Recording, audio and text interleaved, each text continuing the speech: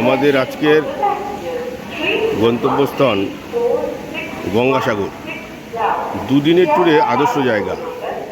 এছাড়া কথিত আছে সব তীর্থ বারবার, গঙ্গাসাগর একবার। জীবনে একবার গঙ্গাসাগর ট্যুর করতেই হয়, করা উচিত। তো আমরা এখন শিয়ালদা সাউথে এসেছি। এখন ট্রেনের টাইম হয়নি, 7:14 টাইম। ট্রেন দিলে প্ল্যাটফর্ম থেকে সেখানে যাব। আপাতত শিয়ালদা সাউথ সেকশনে দাঁড়িয়ে আছি। এরপরে যা দেখাবো আপনাদের পরবর্তী সময় দেখাচ্ছি। আমাদের ট্রেন নামখানা লোকাল 18 প্ল্যাটফর্ম দিয়ে দিয়েছে। 7:14 ছাড়বে। ট্রেনে ভিড় আছে মোটামুটি, জায়গা খুব বেশি নেই এখন আর। দেখি আমরা কাকদ্বীপে নামবো, পরে দেখাচ্ছি বাকিটা।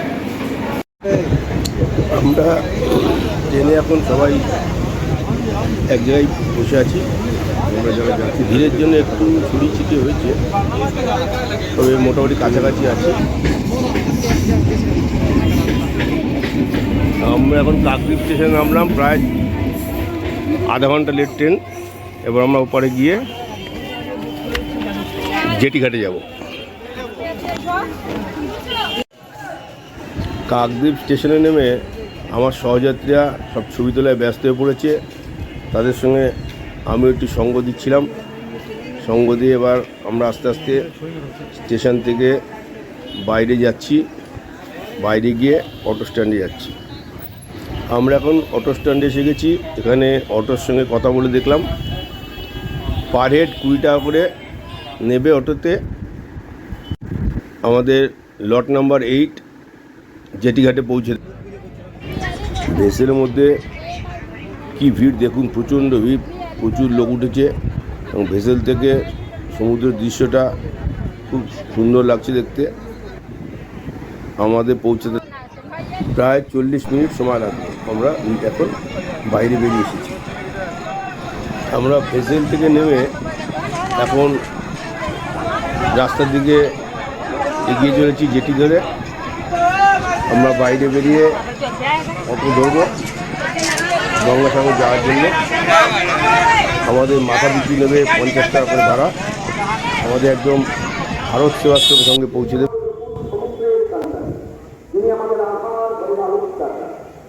এটি ভারত সেবাশ্রম সংঘ। আমরা গঙ্গাসাগরে ভারত সেবাশ্রম সংঘ উঠেছি। 3টে রুম নিয়েছি, নন এসি, 500 টাকা করে নিয়েছে। পরিবেশ ভালো, হ্যাঁ, কিন্তু এখন ভিড় নেই খুব একটা। আমরা এখন একটু পাশে একটা হোটেলে খেতে যাব। খেয়ে এসে তারপর সন্ধ্যাবেলায় বিকালের দিয়ে একটু ঘুরতে বেরোবো, তখন বাকিটা দেখাবো।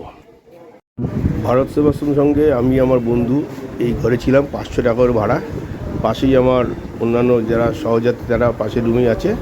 রুম মোটামুটি ঠিকই আছে, খারাপ না, ভালো। আমরা ছাদে উঠে কি ছবিও তুলেছি এবং পরে উপরতে যখন দেখলাম ভারত সেবাশ্রম সঙ্গে উপর দিকটা দেখতে সত্যি খুব খুব সুন্দর লাগছিল। উপর পোর্শনটা দেখতে বেশ ভালো লাগে ওইখান থেকে। আমরা সন্ধ্যাবেলায় বেরিয়ে কিছু গ্রুপ ফটো তুললাম এবং তারপর আমরা এই মন্দিরগুলো আশপাশে ঘুরে ঘুরে দেখেছি। এরপর আমরা ঘুরতে ঘুরতে চলে এলাম কপিল মুনি আশ্রমের সামনে, যেখানে সবাই স্নান করে পুজো দেয়। আমরা সেখানে এসে উপস্থিত হয়েছি। এই হলো গঙ্গাসাগরে কপিল মুনি মন্দির। কপিল মুনি এখানে আমরা সকলে পুজো দেয়, সাগরে স্নান করে তারপরে এখানে সবাই পুজো দেয়। আমরা আগামীকাল সকালে স্নান করে তারপরে এখানে পুজো দিতে আসবো। আজকে সন্ধ্যাবেলা ঘুরতে এসেছি, আগামীকাল সকালে পুজো দেবো। আমরা আশ্রমের সামনে এগিয়ে দেখলাম সন্ধ্যারতি চলছে। আমরা কিছুক্ষণ বাইরের থেকে সন্ধ্যারতি দেখলাম, তারপর বাইরে দাঁড়িয়ে 2-4টে ফটো তুলে তারপর আমরা আস্তে আস্তে ভিতরে গেলাম সন্ধ্যারতি দেখতে। আমরা ভিতরে ঢুকে জায়গা নিয়ে বসে পড়লাম আরতি দেখতে। সত্যি ভিতরে গিয়ে আরতি দেখে মনটা একদম আনন্দে ভরে গেল। সকলে বহু লোক বসে আরতি দেখছে, মানে এত সুন্দর লাগছিল দেখতে আরতি, মন একদম ভরে গেল। দেখবেন মাঝখানে যেখানটা দাঁড়িয়ে আরতি করছে ওইখানটায় কপিল মুনির মূর্তি আছে এবং দুই দিকে, এদিকে ডান দিকে বাঁ দিকে অনেকগুলো ছোটো ছোটো মন্দির আছে বিভিন্ন ঠাকুরের। তো আমরা বেশ সবাই মিলে বসে অনেকক্ষণ ধরে আরতি দেখলাম, খুব ভালো লাগলো। এরপর আরতি দেখে আমরা বাইরে বেরিয়ে এলাম, সেই দেখলাম মন্দির লাগলো কতগুলো ছোট ছোট ঘর, ওইগুলো সাধুদের ডেরা। রাতে তো বেশি সাধু দেখতে পাইনি, আমরা গোটা 3জন সাধুকে মনে দেখতে পেলাম। দিনের বেলা হলে তো অনেককে দেখা যেত। এখানে সব বড় বড় সাধু, সব নাম করা সাধুরা বসে। এরপর আমরা বেরিয়ে আশপাশে কয়েকটা মন্দির দর্শন করছিলাম। তার মধ্যে চোখে পড়লো কপিলকুটি সাংখ্যযোগ আশ্রম। সেখানে দেখলাম সন্ধ্যারতি চলছে, খুব ভালোই লাগলো। সাধুরা ঘুরে ঘুরে গান করছে, সন্ধ্যারতি করছে, দেখে খুব ভালোই লাগলো, খুব সুন্দর। এটি হলো কপিলকুটি সাংখ্যযোগ আশ্রম। আশ্রমটি ঘুরে ঘুরে দেখলাম, বেশ সুন্দর, ভালো লাগলো এবং থাকার ব্যবস্থাও আছে এখানে। এরপর আমরা আরেকটি মন্দির দর্শন করলাম এবং কিছু ছবি তুললাম সেখানে। আমরা সবাই মিলে এখন যাচ্ছি গঙ্গাসাগরে স্নান করতে। এখন বাজে 6:45 সকাল। আমরা স্নান করে এসে একবার ভারত সেবাশ্রমে আসবে, এসে এখান থেকে আবার পরে আমরা যাব কপিলমুনি আশ্রমে পুজো দিতে। তারপরে আপনাদের এরপর অংশ দেখাচ্ছি। আমরা সকলে সাগরে স্নান করতে চলে এসেছি, সবাই স্নান করার জন্য প্রস্তুত হয়ে গেছে। কিন্তু এখানে এসে বিচে একটা ঘটনা দেখে অবাক হয়ে গেলাম। এখানে প্রচুর গরু এবং ষাঁড় ঘুরে বেড়াচ্ছে। হঠাৎ করে দেখি দুটো ষাঁড়ের লড়াই বেঁধে গেল। আমরা সেই ষাঁড়ের লড়াই উপভোগ করলাম। দেখি এই ষাঁড়ের লড়াই ঠেকানোর জন্য বেশ কিছু গরু এসেও দেখলাম হাজির হয়ে গেল, কিন্তু আদৌ থামাতে পারেনি, বেশ কিছুক্ষণ চলল। আমরা সবাই চলে এসেছি সাগরে স্নানের জন্য। সবাই স্নান শুরু করে দিয়েছে, আপনারা দেখতে পাচ্ছেন সকলে স্নান করছে।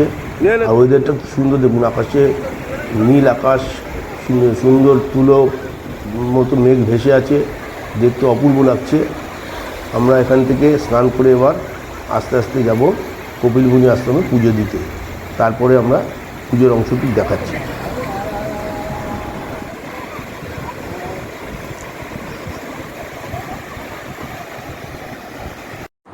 বাইরে ডালা সেন্টার থেকে ডালা কিনে আমরা সবাই ভিতরে পুজো দিতে চলে এলাম। আমরা সকলে খুব সুন্দরভাবে পুজো দিয়েছি। একদম সকাল সকাল চলে এসেছি, পুজোর জায়গাটা বেশ ফাঁকা ছিল।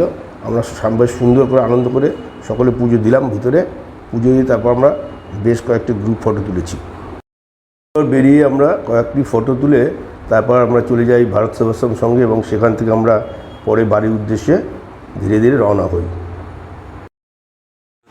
আমরা যেভাবে বাড়ি থেকে গঙ্গাসাগর এসেছিলাম বলেছি, ঠিক একইভাবে আমরা গঙ্গাসাগর থেকে বাড়ির দিকে ফিরে যাই।